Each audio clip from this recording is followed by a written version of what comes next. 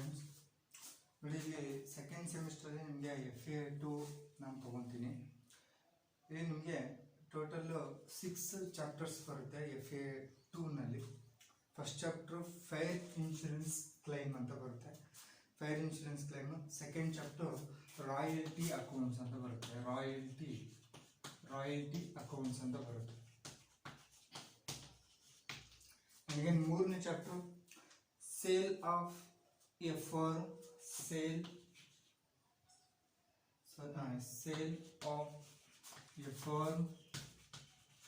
Sale of a firm to a limited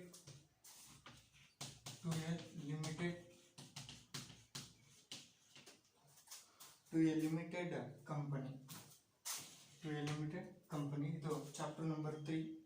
and 4 conversion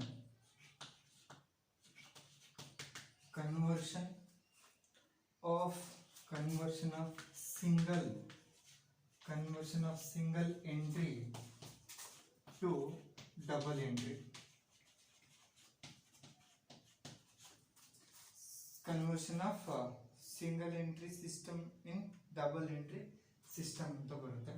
and chapter number 5 branch account. And again chapter number 6 departmental account ಅಂತ ಬರುತ್ತೆ, departmental account. ನೋಡಿ, ಇಲ್ಲಿ total ನಿಮಗೆ 1 2 3 4 5 and 6 ಚಾಪ್ಟರ್ಸ್ಗಳಿದೆ. ಇದರಲ್ಲಿ first chapter ನಾನು ನಿಮಗೆ fire insurance claim ಅಂತ start ಮಾಡ್ತೀನಿ. ಇನ್ನು ಮಿಕ್ಕಿದ ಚಾಪ್ಟರ್ಗಳೆಲ್ಲ ಆ ಚಾಪ್ಟರ್ಗಳು ಸ್ಟಾರ್ಟ್ ಆಗಬೇಕಾದ್ರೆ ಈ ಚಾಪ್ಟರ್ಗಳ ಇಂಟ್ರೊಡಕ್ಷನ್ ಕೊಡ್ತಾ ಹೋಗ್ತೀನಿ. ಇಲ್ಲಿ ನಾವು ಫಸ್ಟು ಫೈರ್ ಇನ್ಶೂರೆನ್ಸ್ ಅನ್ನ ನೋಡೋಣ. ಈ ಫೈರ್ ಇನ್ಶೂರೆನ್ಸ್ ಅಂತಂದ್ರೆ fire insurance company, fire insurance claim. ನೋಡಿ, ಇಲ್ಲಿ ಯಾವುದೇ ಕಂಪನಿ ಆಗಿರ್ಬೋದು, ಫಾರ್ ಎಕ್ಸಾಂಪಲ್ ಟ್ರೇಡಿಂಗ್ ಕಂಪನಿ ಅಂದ್ರೆ ಬಿಸ್ನೆಸ್ ಮಾಡ್ತಿರುವಂತ ಕಂಪನಿ ಆಗಿರ್ಬೋದು, ಅಥವಾ ಮ್ಯಾನುಫ್ಯಾಕ್ಚರಿಂಗ್ ಕಂಪನಿ ಆಗಿರ್ಬೋದು. ಈ ಕಂಪನಿ ಡ್ಯೂ ಟು ರಿಸ್ಕ್, ತುಂಬಾ ರಿಸ್ಕ್ ಅನ್ನ ಫೇಸ್ ಮಾಡ್ಬೇಕಾಗತ್ತೆ. ಅದರಲ್ಲಿ ಒಂದು ಯಾವುದಪ್ಪ ಅಂತಂದ್ರೆ ಈ ಆಕ್ಸಿಡೆಂಟಲ್ ಫೈರ್ ಇಂದ, ಅಂದ್ರೆ ಬೆಂಕಿಯ ಅನಾಹುತದಿಂದ ಏನಾದ್ರೂ ಕಂಪನಿಗೆ ಲಾಸ್ ಆದ್ರೆ, ಯಾವ ತರ ಲಾಸ್ಗಳು ಅಂತಂದ್ರೆ, for example risk of losses, stock destroyed by fire, and accident and property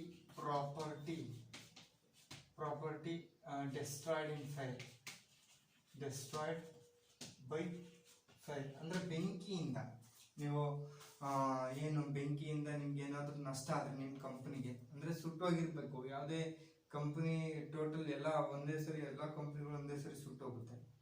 ಮತ್ತೆ ಕಂಪನಿನಲ್ಲಿ ಇರುವಂತ ಸ್ಟಾಕ್ ಏನಾದರೂ ಶಾರ್ಟ್ ಸರ್ಕ್ಯೂಟ್ ಆಗಿ ಅಥವಾ ಏನೋ ಒಂದು ಮೆಷಿನರಿ ಏನೋ ಒಂದಾಗಿ ಪ್ರಾಬ್ಲಮ್ ಆಗಿ ಆ ಕಂಪನಿನಲ್ಲಿ ಇರುವಂತ ಗೂಡ್ಸ್ಗಳು ಸುಟ್ಟೋಗ್ತವೆ. ಅವಾಗ ಆ ಕಂಪನಿ ಲಾಸ್ ಅನ್ನ ಫೇಸ್ ಮಾಡ್ತಾ ಇರುತ್ತೆ. ಆ ಲಾಸ್ ಅನ್ನ ಫೇಸ್ ಮಾಡಬೇಕಾದ್ರೆ ಈ ಇನ್ಶೂರೆನ್ಸ್ ಕಂಪನಿ ಏನಿರುತ್ತೆ, ಇನ್ಶೂರೆನ್ಸ್ ಮಾಡಿಸಿರ್ತಾರೆ, ಪರ್ಟಿಕ್ಯುಲರ್ಲಿ ಫೈರ್ ಇನ್ಶೂರೆನ್ಸ್ ಅಂತಾನೆ ಬರುತ್ತೆ. ಮತ್ತೆ ಬೇರೆ ಬೇರೆ ಇದೆ, ಮೆರೈನ್ ಇನ್ಶೂರೆನ್ಸ್ ಇದೆ. ಈಗ ನೀವು ಲೈಫ್ ಇನ್ಶೂರೆನ್ಸ್ ಯಾವ ತರ ಕಟ್ಕೊಂಡು ಹೋಗ್ತಿರೋ ಅದೇ ತರ ಕಂಪನಿನಲ್ಲಿ ಇರುವಂತ ಒಂದೊಂದು ವಸ್ತುಗಳ ಮೇಲೂ ಅವರು ಇನ್ಶೂರೆನ್ಸ್ ಮಾಡಿಸಿರ್ತಾರೆ. ಅಥವಾ ಅಕಸ್ಮಾತ್ ಬೆಂಕಿಯಿಂದ ಅನಾಹುತ ಆಗಿರ್ಬೋದು, ಅಥವಾ ಥೆಫ್ಟ್ ಕಳ್ತನ ಆಗಿರ್ಬೋದು, ಅದ್ರ ಮೇಲೂ ಸಪ್ರೇಟ್ ಇನ್ಶೂರೆನ್ಸ್ ಗಳನ್ನ ಮಾಡಿಸಿರ್ತಾರೆ. ಏನಕ್ಕೆ ಮಾಡಿಸಿರ್ತಾರೆ ಅಂದ್ರೆ, ಅಥವಾ ನಿಮ್ಮ ಕಂಪನಿನಲ್ಲಿರುವಂತ ಸ್ಟಾಕು, ಅಥವಾ ನಿಮ್ಮ ಕಂಪನಿ ಪ್ರಾಪರ್ಟಿ, ಅಥವಾ ನಿಮ್ಮ ಕಂಪನಿಗೆ ಬರ್ತಿರುವಂತ ಆದಾಯ ಏನಾದ್ರೂ ಲಾಸ್ ಆದ್ರೆ, ಆದಾಯ ಏನಾದ್ರೂ ಬರ್ದಲೇ ಇದ್ದಾಗ ನಷ್ಟ ಆದ್ರೆ, ಆಗ ಆ ಇನ್ಶೂರೆನ್ಸ್ ಕಂಪನಿಯವರು ಕ್ಲೈಮ್ ಮಾಡ್ತಾರೆ. ಯಾವ ತರ ಮಾಡ್ತಾರೆ ಅಂತಂದ್ರೆ, ಈ ಕಂಪನಿಯಿಂದ, ಈ ಟ್ರೇಡಿಂಗ್ ಕಂಪನಿ ಆಗಿರ್ಬೋದು ಅಥವಾ ಮ್ಯಾನುಫ್ಯಾಕ್ಚರಿಂಗ್ ಕಂಪನಿ ಆಗಿರ್ಬೋದು, ಈ ಮ್ಯಾನುಫ್ಯಾಕ್ಚರಿಂಗ್ ಕಂಪನಿಯಿಂದ ಪ್ರೀಮಿಯಂ ಅನ್ನ ಕಟ್ಟಿಸ್ಕೊಂತ ಇರ್ತಾರೆ. ಎಷ್ಟು ಪಾಲಿಸಿ ಮಾಡಿಸಿರ್ತಾರೋ ಆ ಪಾಲಿಸಿ ಅಮೌಂಟ್ ಮೇಲೆ ಪ್ರೀಮಿಯಂ ಅನ್ನ ಕಟ್ಟಿಸ್ಕೊಂತ ಇರ್ತಾರೆ. ಏನಕ್ಕೆ ಕಟ್ಟಿಸ್ಕೊಂತ ಇದ್ದಾರೆ ಅಂತಂದ್ರೆ, ಈ ಕಂಪನಿಯಲ್ಲಿ ಏನಾದ್ರೂ ಯಾವುದೇ ಬೆಂಕಿಯಿಂದ ಅನಾಹುತ ಆಗಿ ಆ ಕಂಪನಿನಲ್ಲಿ ಇರುವಂತ ಪ್ರಾಡಕ್ಟ್ಸ್ಗಳು ಅಥವಾ ಸ್ಟಾಕು ಅಥವಾ ಪ್ರಾಪರ್ಟಿ ಏನಾದ್ರೂ ಹಾನಿ ಆದ್ರೆ ಅದನ್ನ ಆ ಲಾಸ್ ಅನ್ನ ಭರಿಸ್ಕೊಳ್ಳೋದಕ್ಕೋಸ್ಕರ ನಾವಿಲ್ಲೇನ್ ಮಾಡ್ತೀವಿ ಅಂತಂದ್ರೆ, ಇನ್ಶೂರೆನ್ಸ್ ಕಂಪ್ನಿನವರು ಕ್ಲೈಮ್ ಅನ್ನ ಮಾಡ್ತಾರೆ. ಯಾವ ತರ ಕ್ಲೈಮ್ ಮಾಡ್ತಾರೆ ಅಂತ ನಿಮ್ಗೆ ಗೊತ್ತಾಯ್ತು. ಪ್ರೀಮಿಯಂ ಕಟ್ಟಿಸ್ಕೊಂತಾರೆ, ಇಷ್ಟು ಅಮೌಂಟ್ ಪಾಲಿಸಿ ಅಮೌಂಟ್ ಅಂತ ಫಿಕ್ಸ್ ಮಾಡಿರ್ತಾರೆ. ಆ ಪಾಲಿಸಿ ಅಮೌಂಟ್ ಮೇಲೆ ಪ್ರೀಮಿಯಂ ಅನ್ನ ಕಟ್ಟಿಸ್ಕೊಂತ ಇರ್ತಾರೆ ಕಂಪನಿಯಿಂದ. ಆ ಪ್ರೀಮಿಯಂ ಬದಲಾಗಿ ಅವರು ಆ ಪಾಲಿಸಿ ಅಮೌಂಟ್ ಎಷ್ಟಿರುತ್ತೆ ಅಂದ್ರೆ, ಇಲ್ಲಿ ಅವರು ಡೈರೆಕ್ಟ್ಲಿ ಈಗ 10,000 ರೂಪಾಯಿ ಗೂಡ್ಸ್ ಸುಟ್ಟೋಗಿದೆ ಅಂತಂದ್ರೆ, ನೀವು 50,000 ರೂಪಾಯಿ ಪಾಲಿಸಿ ಮಾಡಿದೀರ ಅಂದ್ರೆ 50,000 ರೂಪಾಯಿ ಏನು ಕೊಡಲ್ಲ ಅವರು. ಅದಕ್ಕೆ ಇಲ್ಲಿ ನಾವು ಅದನ್ನೇ ಇಲ್ಲಿ ಈ ಚಾಪ್ಟರ್ ಕರಿತಾ ಹೋಗೋದು ಇನ್ಶೂರೆನ್ಸ್ ಕ್ಲೈಮ್ ಅಂದ್ರೆ, ಯಾವ ತರ ನಾವು ಎಷ್ಟು ಗೂಡ್ಸ್ ಮೇಲೆ ಎಷ್ಟು ಗೂಡ್ಸ್ ಸುಟ್ಟೋಗಿದೆ, ಸ್ಕ್ರಾಪಿಗೆ ಎಷ್ಟು ಹೋಗುತ್ತೆ ಅದೆಲ್ಲ ಡಿವೈಡ್ ಮಾಡಿ ನಾವು ಎಷ್ಟನ್ನ ಇವ್ರಿಗೆ ಕಂಪ್ನಿನವ್ರಿಗೆ ಕ್ಲೈಮ್ ಮಾಡಬೇಕು ಅನ್ನೋದನ್ನ ಈ ಚಾಪ್ಟರ್ ಅಲ್ಲಿ ನೀವು ಕಲಿತಾ ಹೋಗ್ತೀರಾ. ಟೋಟಲ್ ನಿಮ್ಗೆ ಇಲ್ಲಿ 6th ಅಥವಾ 5th ಸ್ಟೆಪ್ಸ್ಗಳು ಬರ್ತಾ ಹೋಗುತ್ತೆ. ಇನ್ಶೂರೆನ್ಸ್ ಕ್ಲೈಮ್ ಅನ್ನ ಯಾವ ತರ ಕಂಡುಹಿಡಿಯೋದು ಅಂತ ತುಂಬಾ ಈಸಿ ಇದೆ. ಅಂದ್ರೆ ಕೆಲವು ಫಾರ್ಮ್ಯಾಟ್ಸ್ಗಳಿದೆ, ನಾನು ನಿಮ್ಗೆ ವಾಟ್ಸಪ್ ಅಲ್ಲಿ ಫಾರ್ಮ್ಯಾಟು ಮತ್ತೆ ಕೆಲವು ಥಿಯರಿ ಕ್ವಶನ್ಸ್ ವಿತ್ ಆನ್ಸರ್ಸ್ ನಾನು ನಿಮ್ಗೆ ಕಳಿಸ್ತಾ ಹೋಗ್ತೀನಿ.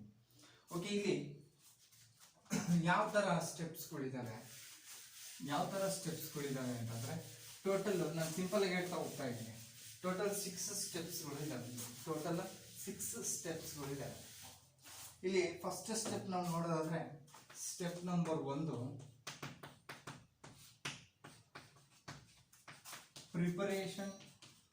Preparation of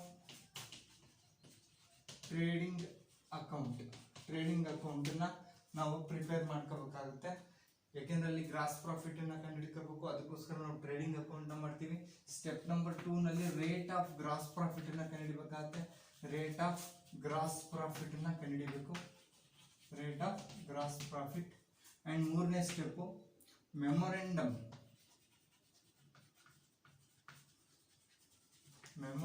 of trading account ಅನ್ನ ಮಾಡಬೇಕಾಗುತ್ತೆ ಸ್ಟೆಪ್ ನಂಬರ್ 3 ನಲ್ಲಿ. ಅಂಡ್ ಅಗೇನ್ ಸ್ಟೆಪ್ ನಂಬರ್ 4 ಅಲ್ಲಿ ascertain of actual amount by loss. Actual loss ಅನ್ನ ನಾವು ಕಂಡುಹಿಡಬೇಕಾಗುತ್ತೆ. ಫಸ್ಟ್ ಸ್ಟೆಪ್ ಅಲ್ಲಿ ಆಕ್ಚುಯಲ್ ಆಗಿ ಎಷ್ಟು ಲಾಸ್ ಆಗಿದೆ, ಯಾಕಂದ್ರೆ ಒಂದೊಂದು ಕಂಪ್ನಿನವರು 10,000 ರೂಪಾಯಿ ಲಾಸ್ ಆಗಿದ್ರೆ 25,000 ರೂಪಾಯಿ ಲಾಸ್ ಆಗಿದೆ ಅಂತ ಹೇಳ್ತಾರೆ.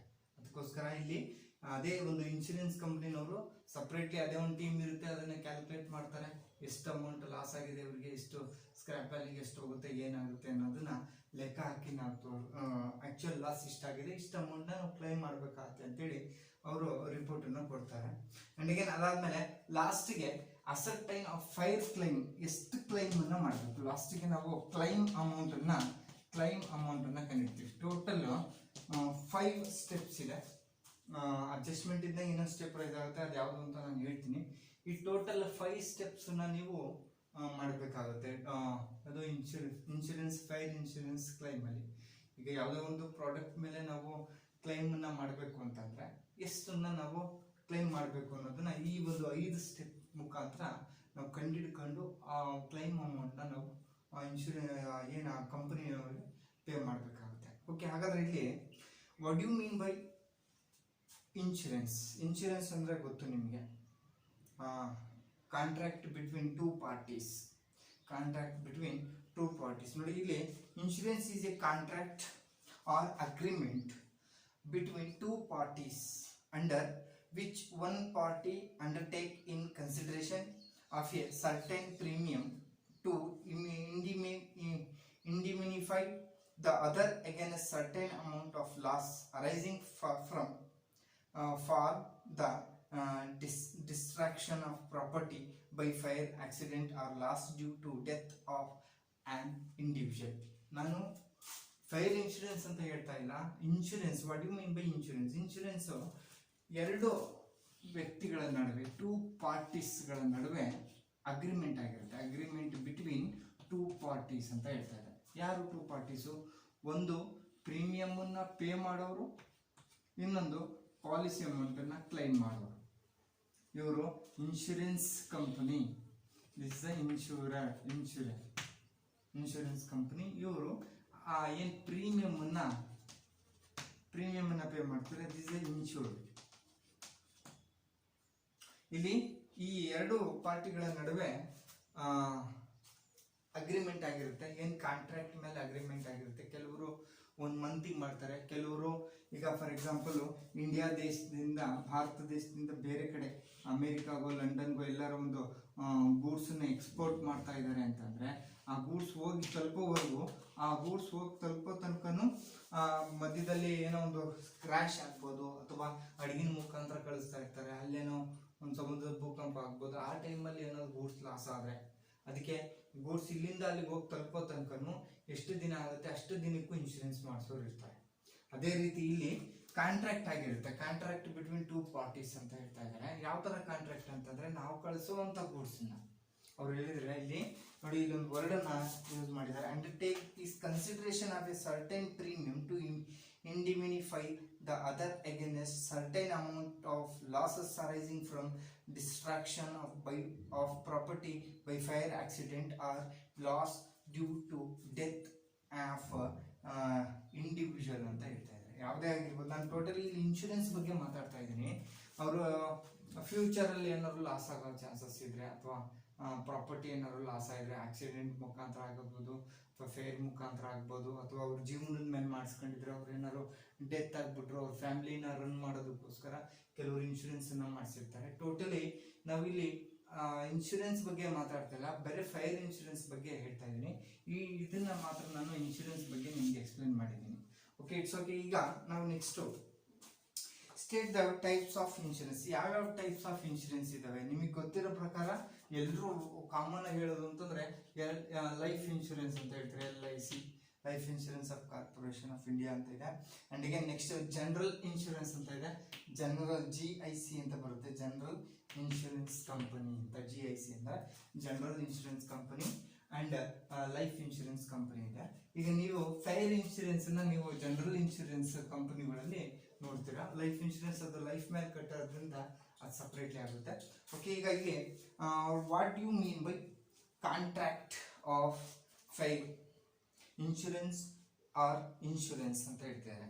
ನೋಡಿ ಇಲ್ಲಿ fire insurance contract is a contract of indemnity under which the insurer undertake to indemnify the insured for the losses suffered by him on the happening of some contingent event in consideration of the payment of premium ಅಂತ ಹೇಳ್ತಾ ಇದ್ದಾರೆ. ಇಲ್ಲಿ ಅದೇ ಏನು ಇವು contract ನಾನು ಹೇಳಿದೆ, 2 ಪಾರ್ಟಿಗಳ ನಡುವೆ ಕಾಂಟ್ರಾಕ್ಟ್ ಆಗಿರುತ್ತೆ. ಆ ಕಾಂಟ್ರಾಕ್ಟ್ ಆಗಿರೋದನ್ನು, ಆ ಕಾಂಟ್ರಾಕ್ಟ್ ಏನಕ್ಕಾಗಿರುತ್ತೆ ಅಂತಂದ್ರೆ, ನಮ್ಮ ಏನು ಆಕ್ಸಿಡೆಂಟಲ್ಲಿ ಅಥವಾ ಫೈರಲ್ಲಿ ಏನಾದರೂ ಗೂಡ್ಸ್ ಲಾಸ್ ಆಯಿತು ಅಂತಂದ್ರೆ, ನಾನು ಕಟ್ತಿರೋಂಥ ಪ್ರೀಮಿಯಂ ಬದಲಾಗಿ ನೀವು ಪಾಲಿಸಿ ಅಮೌಂಟನ್ನು ನನಗೆ ಕ್ಲೈಮ್ ಮಾಡಬೇಕಾಗುತ್ತೆ, ನನಗೆ ಎಷ್ಟು ಲಾಸ್ ಆಗಿದೆ ಅಷ್ಟನ್ನ ನೀವು ಭರಿಸ್ಬೇಕಾಗುತ್ತೆ ಅಂತೇಳಿ ಆ ಒಂದು ಕಾಂಟ್ರಾಕ್ಟಲ್ಲಿ, ಆ ಅಗ್ರಿಮೆಂಟಲ್ಲಿ ಮೆನ್ಷನ್ ಮಾಡಿರ್ತಾರೆ. ಓಕೆ, ಈಗ state the types of losses which are covered by fire insurance policy. ಹಾಗಾದ್ರೆ ನಾವಿಲ್ಲಿ ಫೈರ್ ಇನ್ಶೂರೆನ್ಸ್ ಪಾಲಿಸಿನಲ್ಲಿ ಯಾವ್ಯಾವ ಥರದ ಲಾಸ್ಗಳನ್ನು, ಫೈರ್ ಇನ್ಶೂರೆನ್ಸ್ ಅಲ್ಲಿ ಯಾವ್ಯಾವ ಥರದ ಲಾಸ್ಗಳನ್ನ ನಾವು ನೋಡಬಹುದು ಅಂತಂದ್ರೆ, ಓಕೆ, ಇಲ್ಲಿ ಲಾಸ್ ಆಫ್ ಸ್ಟಾಕ್ ಅಂತ ಇದೆ. ಸ್ಟಾಕ್ ಏನಾದರೂ ಸುಟ್ಟೋಗಿ ಲಾಸ್ ಆಯ್ತು ಅಂತಂದ್ರೆ ಇದೊಂದು ಲಾಸ್ ಬರುತ್ತೆ ಫೈರ್ ಇನ್ಶೂರೆನ್ಸ್ಗೆ ಸಂಬಂಧಪಟ್ಟಂತೆ. ಲಾಸ್ ಆಫ್ ಪ್ರಾಫಿಟ್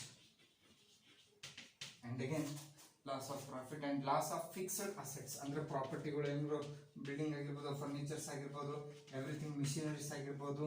ಯಾಕಂದ್ರೆ ಬೆಂಕಿ ಅನಾಹುತದಿಂದ ಮಿಷಿನರೀಸು ಹಾಳಾಗುತ್ತೆ, ಫರ್ನಿಚರ್ಸ್ ಏನೇನು ಗೊತ್ತು ನಿಮಗೆ, ಬಿಲ್ಡಿಂಗ್ಸ್ ಎಲ್ಲ ಇದಾಗುತ್ತೆ, ವೈರಿಂಗ್ ಎಲ್ಲ ಪ್ರತಿಯೊಂದು ಸಹ ಡ್ಯಾಮೇಜ್ ಆಗೋದ್ರಿಂದ ಈ ಒಂದು ಲಾಸಸ್ ಅನ್ನು ನಾವು ಈ ಫೈರ್ ಇನ್ಶೂರೆನ್ಸ್ ಕ್ಲೈಮ್ ಅಲ್ಲಿ ನೋಡಬಹುದು. ಓಕೆ, ಇಲ್ಲಿ next state the different parties for on insurance company. Different parties of insurance company, 2 ಪಾರ್ಟಿಗಳು ಬರುತ್ತೆ ಅಂತ ಹೇಳಿದ್ರೆ, ಒಂದು ಇನ್ಶೂರರ್ ಬರ್ತಾರೆ, ಒಂದು ಇನ್ಶೂರ್ಡ್ ಬರ್ತಾರೆ. ಫಸ್ಟ್ ಪಾರ್ಟಿ ಯಾರು ಅಂತಂದ್ರೆ ಇನ್ಶೂರರ್ ಅಂಡ್ ಅಗೇನ್ ಇನ್ಶೂರ್ಡ್, ಇವರಿಬ್ರು ಬರ್ತಾರೆ. ಓಕೆ, ಇಲ್ಲಿ ಹಾಗಾದ್ರೆ ಇನ್ಶೂರರ್ ಅಂಡ್ ಇನ್ಶೂರ್ಡ್ ಅಂತಂದ್ರೆ who is insurer and insured. The person who agrees to bear the risk of loss arising on account of loss of stock and competence, such loss, such person is called insurer. The person who suffered the losses and shifts it to the insurer is called insurer.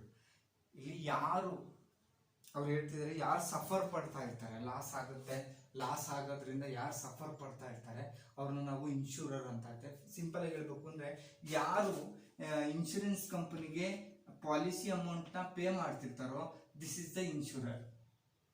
ಯಾರು ಆ policy amount ಮತ್ತೆ ಆ loss ಆಗಿರೋ amount ನ ಯಾರು claim ಮಾಡ್ತಾರೋ ಅವರು insured ಆಗಿರ್ತಾರೆ. ನೋಡಿ, ಇಷ್ಟು ಸಿಂಪಲ್ ಆಗಿ ಅರ್ಥ ಮಾಡ್ಕೊಳ್ಳಿ. ನಾನು ನಿಮಗೆ ವಾಟ್ಸಪ್ ಅಲ್ಲಿ PDF ಮುಖಾಂತರ ನಾನು ನಿಮ್ಮ ಗ್ರೂಪಿಗೆ ಈ ಒಂದು ಥಿಯರಿ ಕ್ವಶನ್ಸ್ ನಾನು ನಿಮ್ಗೆ ಹಾಕ್ತೀನಿ. ಓಕೆ, ಮತ್ತೆ ಆ ಫಾರ್ಮ್ಯಾಟ್ ಅನ್ನ ಹಾಕ್ತೀನಿ. ಅದಾದ್ಮೇಲೆ ನಾನು ನಾಳೆ ಕ್ಲಾಸಲ್ಲಿ ನಿಮಗೆ ಇನ್ಶೂರೆನ್ಸ್ ಕ್ಲೈಮಿಗೆ ಸಂಬಂಧಪಟ್ಟಂತಹ ಪ್ರಾಬ್ಲಮ್ಸ್ಗಳನ್ನ ಹೇಳ್ಕೊಡ್ತೀನಿ.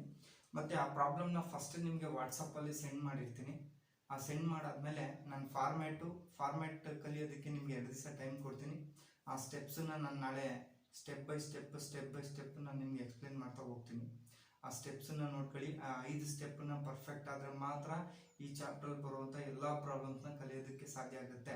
ತುಮಕೂರು ಯೂನಿವರ್ಸಿಟಿಗೆ ಸಂಬಂಧಪಟ್ಟಂಗೆ ಈ ಚಾಪ್ಟರ್ಲಿ 2 ಮಾರ್ಕ್ಸಿಗೆ ಪ್ರಾಬ್ಲಮ್ ಇರುತ್ತೆ, 5 ಮಾರ್ಕ್ಸಿಗೆ ಪ್ರಾಬ್ಲಮ್ ಇರುತ್ತೆ, 15 ಮಾರ್ಕ್ಸಿಗೆ ಪ್ರಾಬ್ಲಮ್ ಇರುತ್ತೆ, 22 ಮಾರ್ಕ್ಸಿಗೆ ಬರೋ ಪ್ರಾಬ್ಲಮ್ಸ್ ಇರುತ್ತೆ, 2 ಮಾರ್ಕ್ಸಿಗೆ ಒಂದು ಥಿಯರಿ ಕ್ವಶನ್ ಇರುತ್ತೆ. ಟೋಟಲ್ ನಿಮಗೆ ಇಲ್ಲಿ 24 ಮಾರ್ಕ್ಸಿಗೆ ನಿಮಗೆ ಈ ಚಾಪ್ಟರಿಂದ ಕೇಳ್ತಾನೆ. ಇದು ಕೇರ್ಫುಲ್ ಆಗಿ ನೀವು ಆ 5 ಸ್ಟೆಪ್ಸನ್ನು ಕಲಿಬೇಕಾಗುತ್ತೆ. Okay, thank you. ಈ 5 ಸ್ಟೆಪ್ಸ್ನ ನೀವು ಕಲೀರಿ. ನಾನು ನೆಕ್ಸ್ಟ್ ಕ್ಲಾಸಲ್ಲಿ ಸ್ಟೆಪ್ಸ್ನ ಎಕ್ಸ್ಪ್ಲೈನ್ ಮಾಡಿ ಡೈರೆಕ್ಟ್ಲಿ 15 ಮಾರ್ಕ್ಸ್ ಪ್ರಾಬ್ಲಮ್ ಡೈರೆಕ್ಟ್ಲಿ ಫಸ್ಟೇ 15 ಮಾರ್ಕ್ಸಿಂದ ಸ್ಟಾರ್ಟ್ ಮಾಡ್ಬೋಣ. ಆಮೇಲೆ 2 ಮಾರ್ಕ್ಸಿಂದ ನಿಮ್ಗೆ ಇನ್ನೂ ಡೆಡ್ ಈಸಿ ಆಗಿಬಿಡುತ್ತೆ. ಫಸ್ಟೇ 15 ಮಾರ್ಕ್ಸಿಂದ ಸ್ಟಾರ್ಟ್ ಮಾಡ್ತೀನಿ. ಆ 5 ಸ್ಟೆಪ್ಪನ್ನು ಕರೆಕ್ಟಾಗಿ ಕಲ್ತ್ಕೊಂಬಿಡಿ. ಓಕೆ, ನಾನು ನಿಮಗೆ ವಾಟ್ಸಪ್ಪಲ್ಲಿ ಸಂಜೆ ಅಷ್ಟೊತ್ತಿಗೆ ನಿಮಗೆ ಫಾರ್ಮ್ಯಾಟ್ಸನ್ನು ಸ್ಟೆಪ್ಸನ್ನು ಕಳಿಸ್ತೀನಿ. ಅದನ್ನು ಚೆನ್ನಾಗಿ ನೋಡ್ಕೊಳ್ಳಿ. Okay, thank you.